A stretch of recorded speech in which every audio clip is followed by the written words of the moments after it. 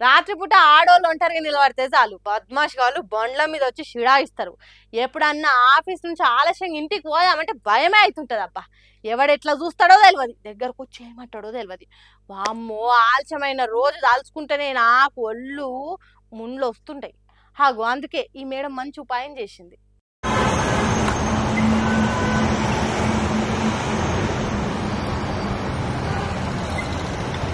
Road మీద ఒంటరి ఆడవిల్ల కనిపిస్తే అడ్డమైన పని కోసమే అన్నట్టు చూస్తారా బడివే బద్మాష్ గాళ్ళారా? చీకటైతే చాలు చిత్తకార్తి కుక్కలైతారా? మీ ఇంటి ఆడవిల్ల ఏదో పొరపాట్ల రోడ్డు మీద నిలబడితే ఇట్లా వేసి తూకుంటారా? ఏం మనుషులు తయారైనరా?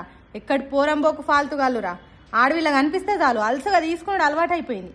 అవి అందుకే సుమతి అనే ఐపీఎస్ మేడం అందరు తిరిగా రోడ్డు ఎక్కి నిలబడ్డది. ఒంటి నిండా బల్బు కొవ్వెక్కి నొలుకుంటారా? ఆమె ఐపీఎస్ఆ ఐఏఎస్ఆ అనేది కాదు, ఆడవిల్లా కాదా అనేది చూస్తారు.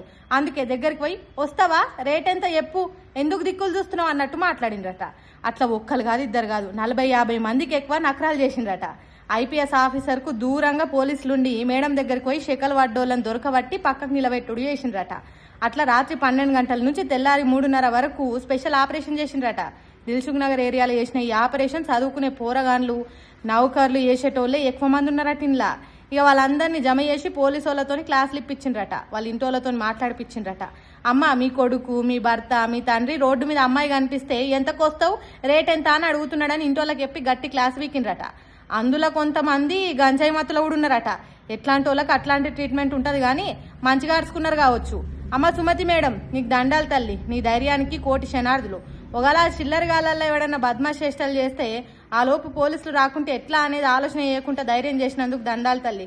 ఇట్లానే పోలీసులు రాత్రిపూట స్పెషల్ ఆపరేషన్లు చేసి ఎప్పటికప్పుడు కౌన్సిలింగ్లు ఇస్తే ఇంకోసారి ఆడవిల్ల ముఖం చూడాలనే ధైర్యం చేయడు.